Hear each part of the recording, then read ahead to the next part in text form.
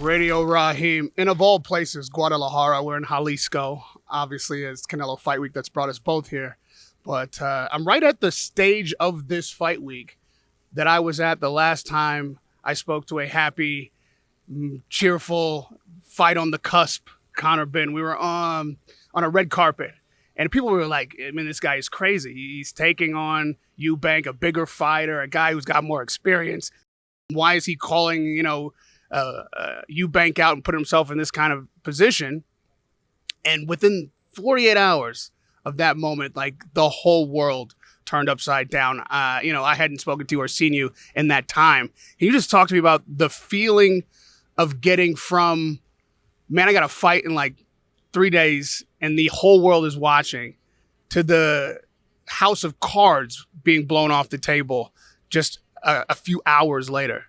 Oh, it was crazy. It was definitely like a crazy period where it's just a crazy period. I mean, how do you prepare for that?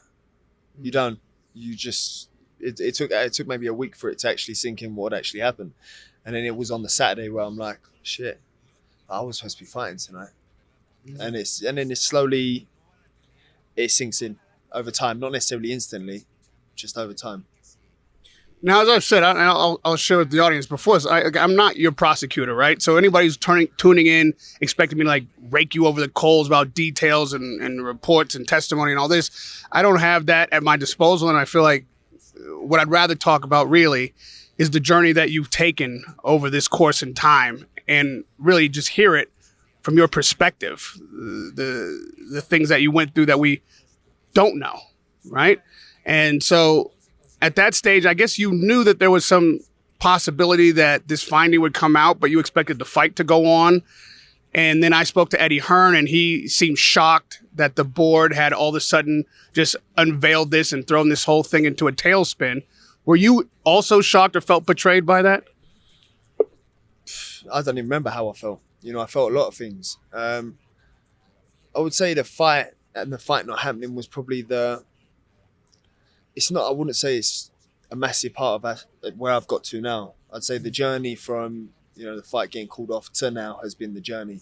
Not necessarily I don't feel betrayed or I don't feel this.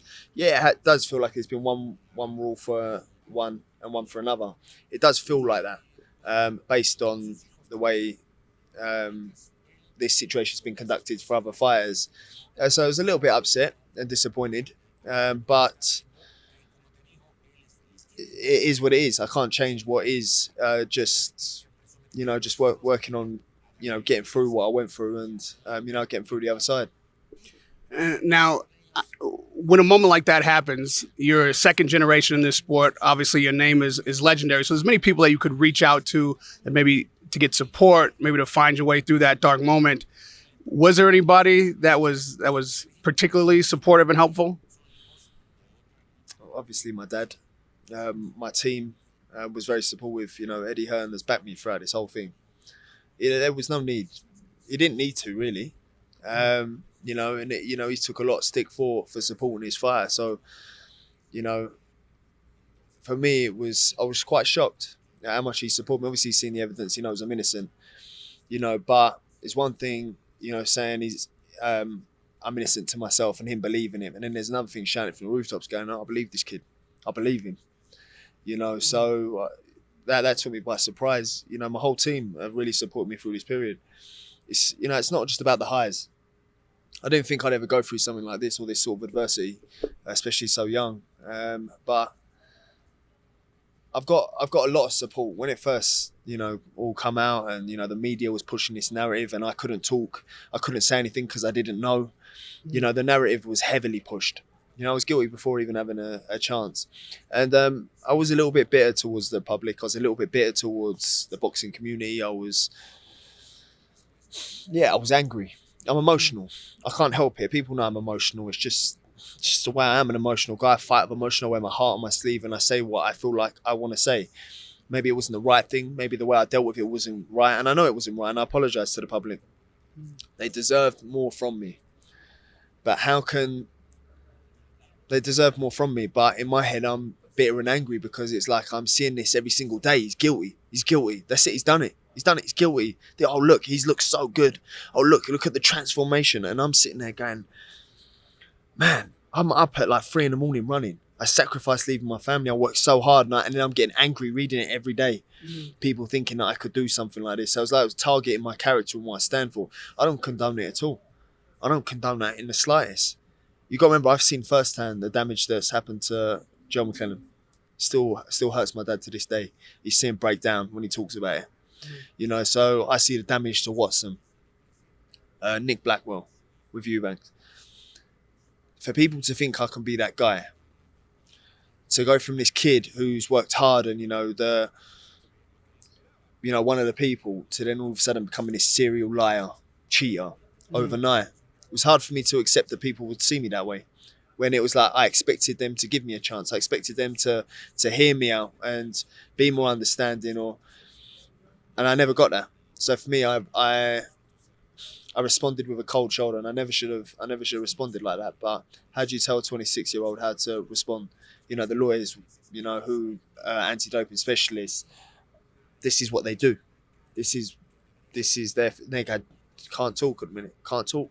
So I'm paying these lawyers a lot of money to then not take their advice. But then really the public did deserve more. It was just a hard period. I didn't deal with it great, but I apologise, and I do regret the way I felt, the bitterness and the anger. It's no surprise that the Eubank family would respond the way that they did. Chris feeling like you were willing to enter the fight cheating, and then Senior talking about the very same thing you're talking about, like putting his son's life in danger and alike.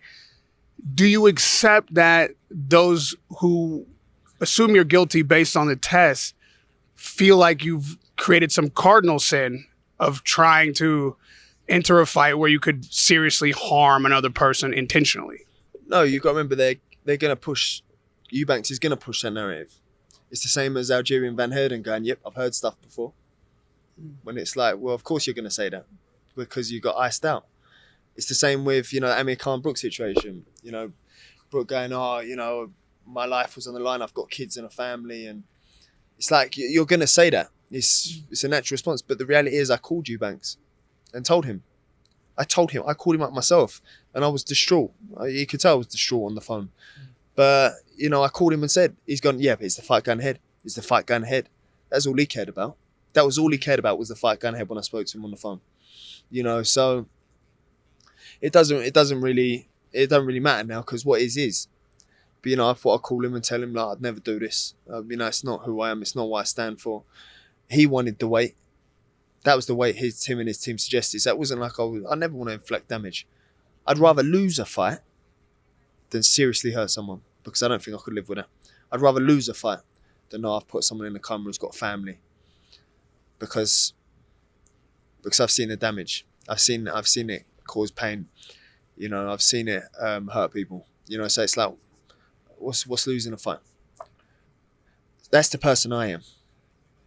That's who I am. So for them people to then make me out to be, I want to hurt someone that bad. Yeah, I'm a spiteful, vicious fighter. Yeah, I love to, get the knockout. But I don't want to, paralyze. I don't want to hurt no one. The intention was never to hurt Chris, ever. I'm not in the game for that. Not in the game for that. I've got a heart. I've got a heart. Anyone who, I'm spiteful. Yeah, I fit the vicious and, brutal look who looks like he could do some serious damage. But, it's a sport. For those of us who don't climb through those ropes, who don't decide that fighting is a way to make a living, or even don't have the courage to pursue the fight game in the way that you do as a boxer, we all admire what it takes for a fighter to get up off the canvas, what it takes for a fighter to find that grit inside him to fight on against adversity.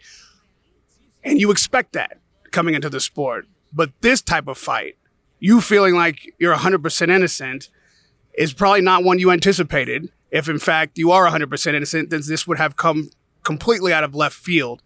How does that kind of fight of this type of adversity differ from anything you experience in the ring? Oh, I don't even know how to. The way this has been for me is as if novice Conor Benn one fight in, jumps in the ring with Spencer Crawford. I've been so broken. Yeah, I've been so broken. Yeah. We talked about the support that you were surprised to get from like Eddie Hearn and whatnot. Were there people that you thought would be there for you who weren't in this moment of your greatest really darkness? I'll probably people that have been there or not. Have not been there that you expected would be there for you. I appreciate the boxing community, I'd say. Yeah, I'd probably say the boxing community. I was quite shocked at. I thought, you know, they give me the benefit of the doubt. They, at least the boxing community, the people, not necessarily the fighters, because fighters, you know, there's jealousy, there's envy, there's bitterness of the success, there's, you know, the golden child, and you know, people. I can expect that from other fighters, but the boxing community, the pundits, the TV. I represent Britain. I represent you guys. I am you. You know, what other 26-year-old in Britain, you know, even in the welterweight division, is doing it like this? You know, it's like, back your own. Why do you guys build your athletes up? As soon as there's adversity, bang, you're quick to tear them down. Why? When in America, it's the complete opposite. I could name 4 fighters off the top of my head who have got done for things recently. And they're not heavily pushed. The thing is this is so now heavily pushed. It's like people doing it for clicks and views. You know, I slapped out the mic out of one TV reporter's hand because off camera he's gone to me, I believe you. Off camera he's gone to me, I believe you. But this is the TV. He's gone, me as an individual, I believe you, but this is them.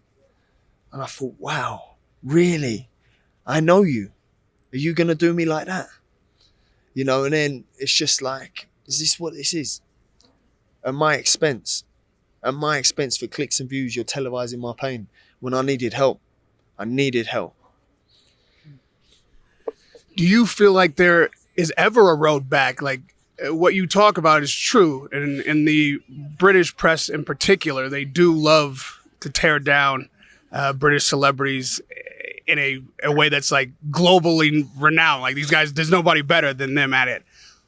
But now if the onus is upon you to win that boxing community, if not the press, back over, is there even a road to do that? I still feel like I get a lot of love. I do get a lot of love. You know, social media may be different, but there's always been people hating me on social media. Just now they have ammunition, you know. So you can really see the other fighters who are bitter and jealous. And you look at it and I go, if I was them, I would be towards me for whatever the reason is. I mean, but then again, I wouldn't even think about these other fighters. They're not even they're not even in my head. But every day, you know, there's another fighter coming out with something. I get that fully, but I get a lot of love. It's the minority. So I get, you know, social media, say I get 30, 40,000 likes a post, say I get 100 bad comments. What's the minority? Because those people have time to comment. That means they ain't got nothing going on. The last thing I think of is going on Twitter and slagging off whoever it is for whatever they're going through or whatever's gone on. It's not who I am. But when I went to the AJ fight, I got absolutely mobbed. And it was overwhelming because I needed that. Because I lived my life through social media for the time. I'd never made an appearance for 3 months, 4 months. And it was, I believe, I didn't even want to leave the house. I didn't leave the house. I couldn't leave the house. For how long? Oh, for a while. I couldn't even walk the streets. I've had to walk in shops and walk straight back out of shops. There's nothing worse for me than this. I mean, ironically, we've all been through a pandemic where we couldn't leave the house for longer than we would have ever imagined. I wish it was then, you know. Unfortunately, it was just after. But the love I got shown was so overwhelming. For me, it was like, yeah, this is for you lot. And it lifted me. So, if, you know, for every single one out there that, you know, shown me love, you know, I'm forever grateful. What were you doing in the house for those months while the world was going on around without you? I was depressed. I was battling depression. And it's not something I throw around lightly. I don't just go, I was battling depression. You know, I was battling bad anxiety, fear, shame for something I ain't done. My faith went out the window. How? You know, I might have been arguing with the man. I'm saying, how? You tell me. Because I didn't even plan on fighting. I didn't even plan on being in the public eye. I didn't even plan on being where I am. You open the doors to then bring me here? This is you talking to God. Yeah. So then bring me here and then have this happen? I'd rather not have turned pro. I would have rather have stayed in Australia and not have to go through this. I would have rather have done that and spent all these years with my family. I would have rather have done that. But no, you opened the doors. Imagine, you don't know the doors that have opened for me to get the, you know, what I've had, the loops and the holes I've had to jump through to get to where I have, which just was perfectly laid out. Only he could have done that. Because I didn't even plan on fighting. I didn't plan on being a fighter. For them, me to work extremely hard over 7 years, for them, me to go, okay, is this it now? Because now it'll always be a thing. Oh, maybe he did, maybe he didn't. When the world starts going on without you and you're talking to God like this, are you now over that? I mean, all the things that you're talking about battling, I mean, yeah, you did that for 3 months, but we're not that far away from it. It's only been several months since then. Do you feel like you're over the depression, you're over the shame, you're over that darkness? Oh, better than I was. You got to remember, it's traumatic. I'm an emotional guy. If I wasn't emotional, you know, I'd just say, you know, there was a way out in the beginning in saying, you know, I accidentally done this. You know, my integrity won't let me. And you know, now I look back and go, man, was that the way forward? Because then it would have been closure then and then done, finished. I just couldn't. And, you know, I asked my dad and my mum and they go, no, can't. You know, look at Joseph. Man in the Bible, you know, yeah, Joseph. Of course. Look at Joseph. You know, so, and that's how it feels. But going to shows like the AJ show and being around, you know, the supporters really motivated me, really encouraged me to keep going, because you got to remember one time I was down and out. I was done. I was finished. You know, I was going to sell everything up, go to Australia and live over there and, you know, live a normal life. That was where I was at. That was my conclusion. What's sustaining you? What's keeping you from doing that? Believe it or not, the love I got shown at the AJ show, the boxing, the love I got shown was nothing quite like it. I've never been, never got a reception like that at a show before in my life. It was like people really fighting my corner again. And then that was when I realised social media is the minority. But then it's like social media versus reality. It goes with everything. I know people who are stunting on the gram, looks like they're, you know, caked, you know, and a skin. So it's social media versus reality. It's always like a forever a thing. Are people actually happy? No, when people are so depressed. Social media versus reality is always a thing. And this is really real proof that for me, it was like, wow. I was nervous. I was anxious. I had to overcome a lot. You know, I was anxious because then it was still raw for me. What if someone had approached me and said, are you this and that? I don't quite know how I would have reacted. And then it could have been 2, 3, 4 people, and 3, 4 of them, it wouldn't have gone down too well, you know. But I'm glad I went. You know, I went. You know, so it was nothing but love. I'm glad I went with security, you know, because and then I thought I was going with security for one reason, end up that, you know, it was just me trying to get to my seat. So yeah, so it was like wow. It's like, wow, I'm so like overwhelmed. And I know I say bitter towards the public and bitter towards this because all I saw was social media, which is a very bitter, you know, dark hole sometimes. Now you talk about your family back in Australia. You've got a young son who is obviously going to look up to his father like any son would. How does what's happening to your career now and then your image and your character in the public, do you think affect him? Well, this was another thing that really, and I'd probably say this is what drove me towards the thoughts I was having about, I've never in my whole life ever fought the way I fought this one night. You know, it was me on my own. And my dad had just gone back to Australia. So my dad was a massive comfort for me during this whole period. And he hasn't got to say much. He's just got to be there. That's the presence, the impact my dad has on my life. Because as soon as he left was the night where, yeah, it weren't. It was hard because it was like my son has now got to read all this. My son's got to grow up and read all of it. Has your relationship with your father helped you deal with your relationship with your son during this difficult time? Say that again, sorry? Has your relationship with your father and his difficulties and you being able to find a bond with him through hard times helped you figure out how to do this with your son?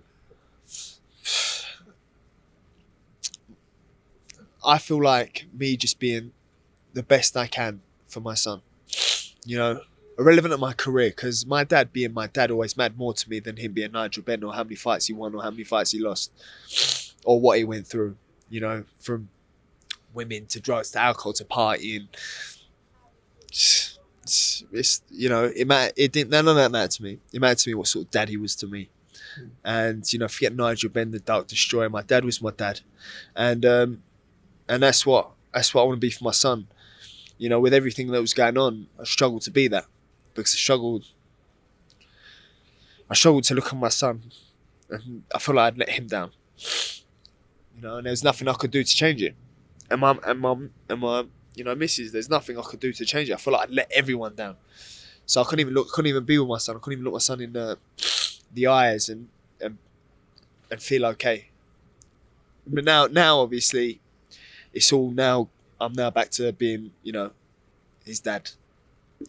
Is there something that this experience has taught you that you wouldn't have known before that you can now impart to him when he's of age and going through tough times? Like, what's the lesson in this that you can impart to your young son?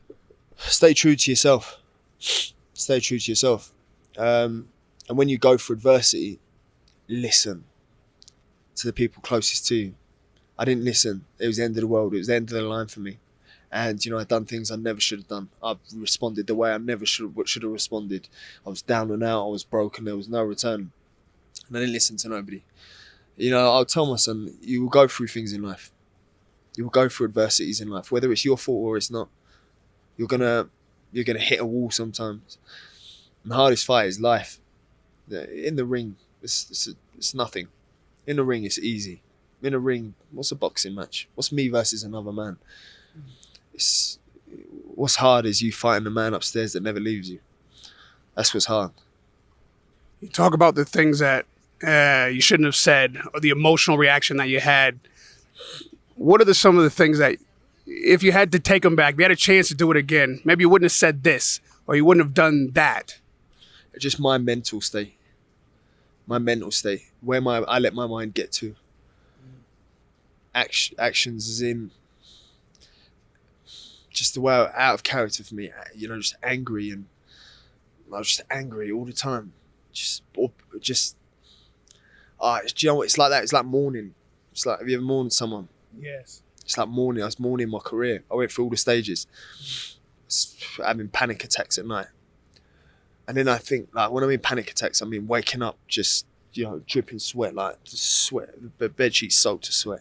Like, and I think to myself, how bad have you got to be to, in winter, be the sheets all wet? Or, you know, just to let myself, I lost control of myself.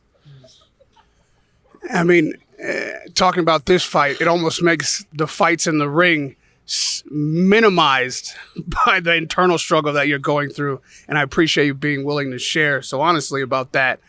Well, we will turn attention to what's happening in the ring, you know. Again, a fight that you like to be in, honestly. When you sat there and saw Smith defeat Eubank, what was the feeling on that night? It was bittersweet, because it was like, that could have been me. But then in the same breath, I also like the fact he got knocked out. If it's for you, it won't pass you, you know. And I was just like, I woke up with a spring in my step. I can't even lie.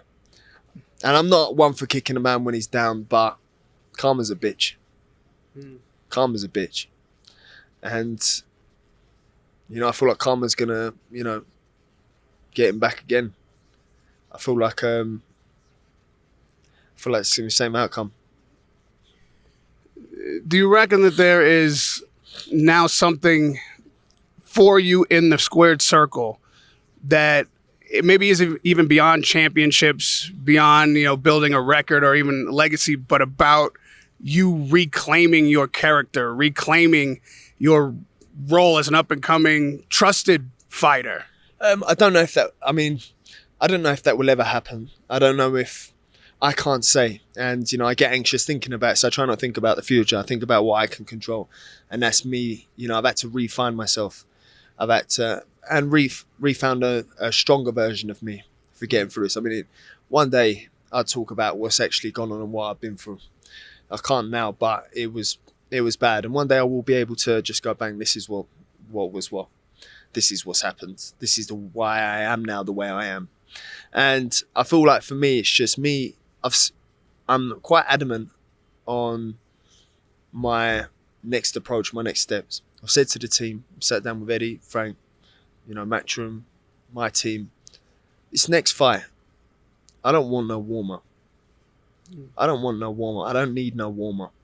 You give me anyone top 5. Anyone top 5. This need a year out, no problem. Top 5, and I'll show you what's what. Because I feel like that's the only way people can see that what's been done. And my knockouts, it's all me. It's all me, only me. And that's all that is. So, final eliminator against Furman. We tried we would have liked to have fought UKAD, obviously. Salah said he has no interest. You got Barrios, we offered Jose Ramirez the fight as well that got turned down. So these are the fights I want. Obviously, you got Manny Pacquiao's promoter calling me out.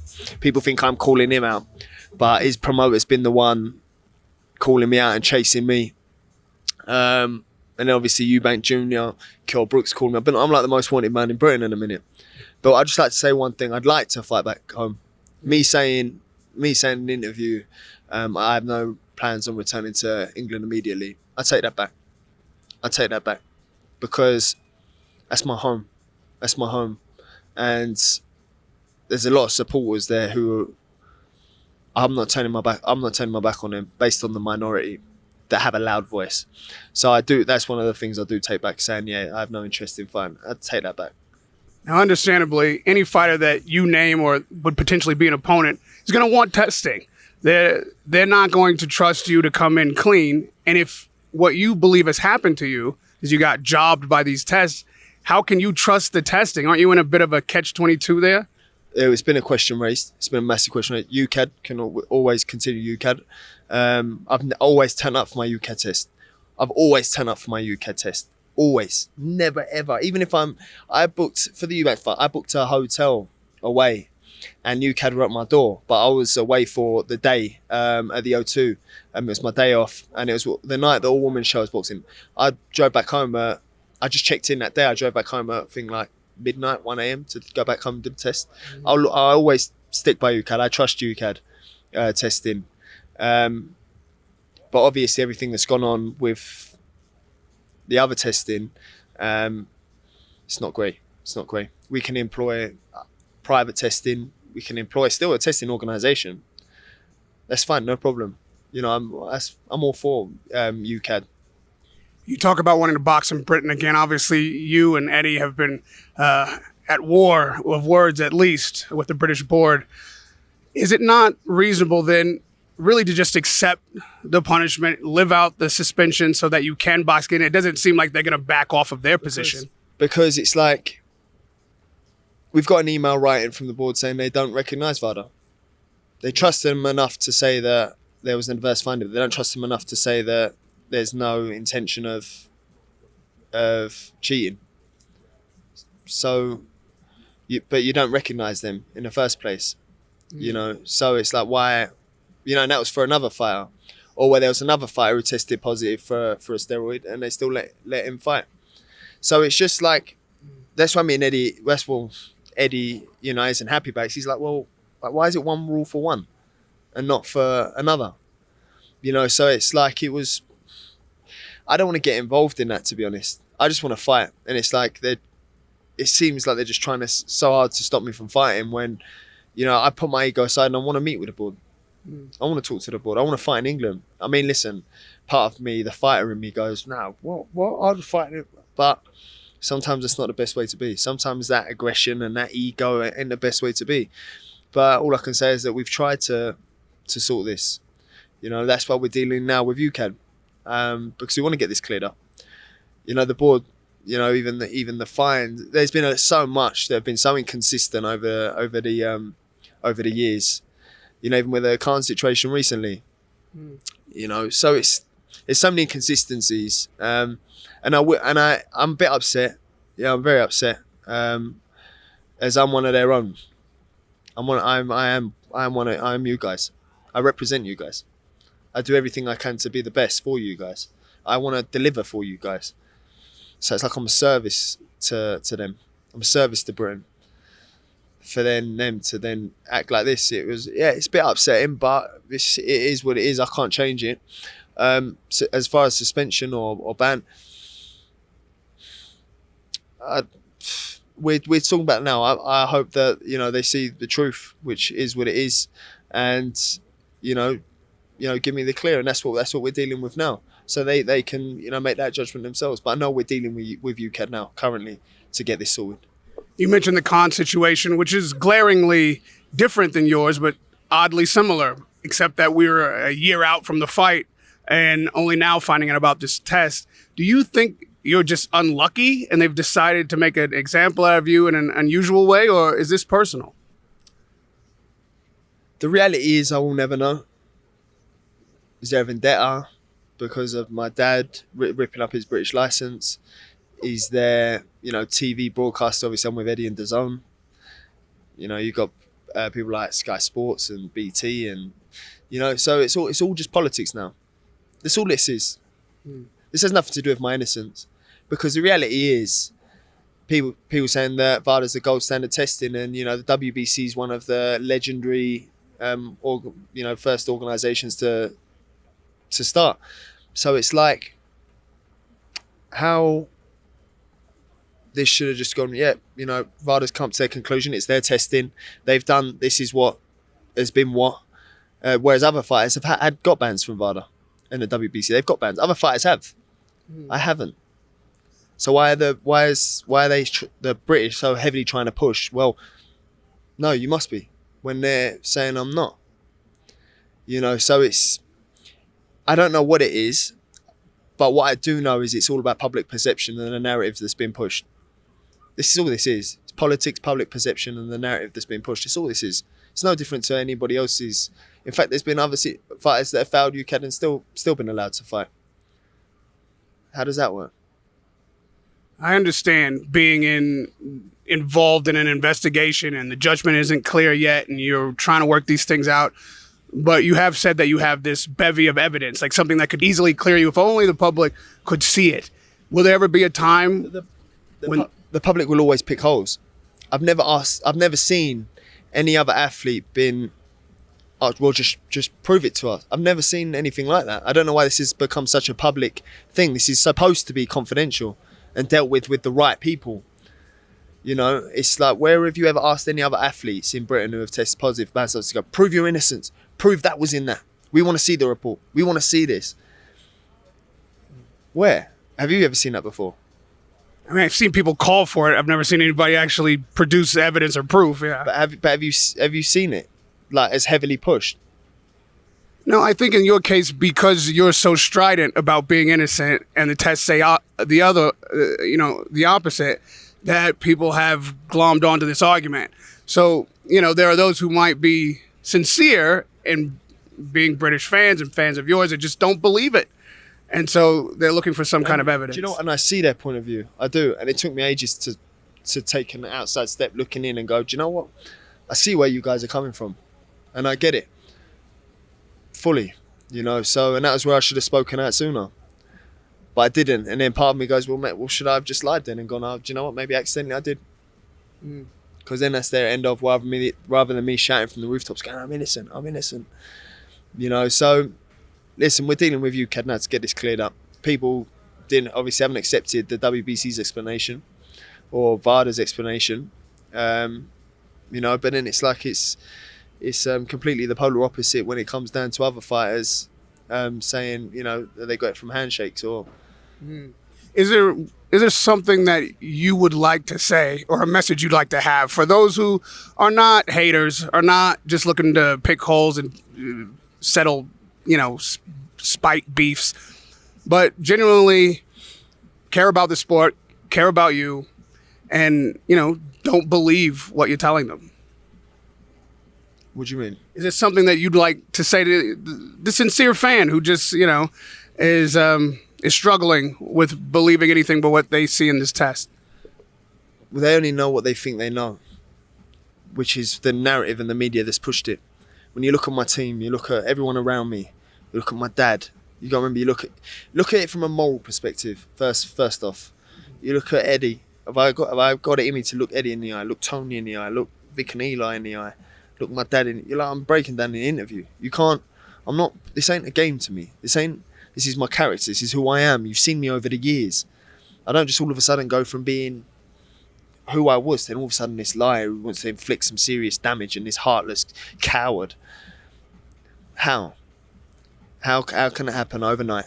It doesn't happen overnight. I've always been raw and emotional and upfront, and, you know, people see me for who I am and what I am. But you're telling me I can look everybody in the eye and lie? You think Tony wouldn't hang me out to dry? You think my dad would be like, imagine my dad going to me, Con, you see the damage this does firsthand. You're going to do that to me? Do you think, come on, man. Do you think I have that in me? To look my dad in the eye and go, Dad, I'm sorry. I'm sorry. I ain't got that in me. I ain't got that to look in my son in the eye and go, everything I've done's, you know, not me. I ain't got that. That's not who I am. So when you look at it from a moral perspective, my team around me and everyone, that's number one. Morally, because you can see what's what. Tony's never had any issues like this before in his whole career. You know, the fact that I'm saying what I'm saying, the fact that the WBC and Nevada have given me the all clear, it's not good enough. You can see that what they have it in for me. You can see that the way the border reacted, the way this whole thing's been dealt with, is polar opposites to other situations. You know, but listen, there is nothing I can say. There is nothing I can say. Apart from the people who know me, the supporters who have seen me develop over the years, the people who know my team, the people who look at me and know what I'm about. I believe over the years of me fighting, people have seen my character, seen what I stand for, seen what I represent. I am that guy. I am that guy. This ain't no front. I am who I am. This isn't no game to me. This isn't no joke. This isn't no... I am who I am. I am my father's son.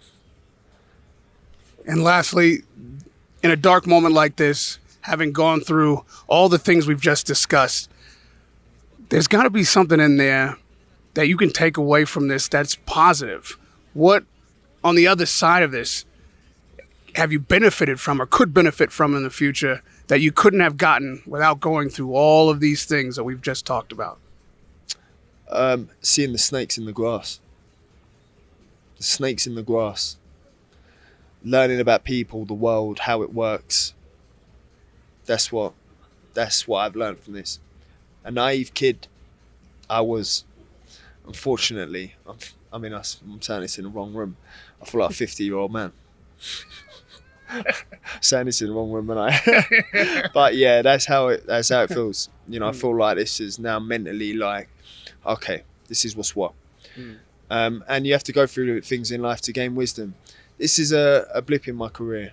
You know, this is all the greats have gone through adversity. Some less public than others, some, you know, more public than mine. But it's how you bounce back from adversity. And, you know, greatness always comes from within. And, you know, the will to keep going, even when it's heavily, you know, not stacked in your favour. You got to keep it moving. You got to just stay focused.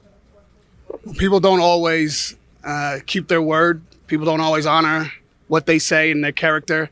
And I found that you are certainly a man of your word to that regard. You've gone through this whole thing. You've told me there was times you couldn't talk. You said when you could that you would, and that time has come and you sat with me, giving me this much time and really opened up, and I appreciate that. I respect that.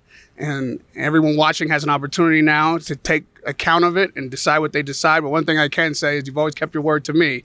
And I really appreciate the opportunity to speak to you in this way at this time. Radio Rahim with Conor Benn.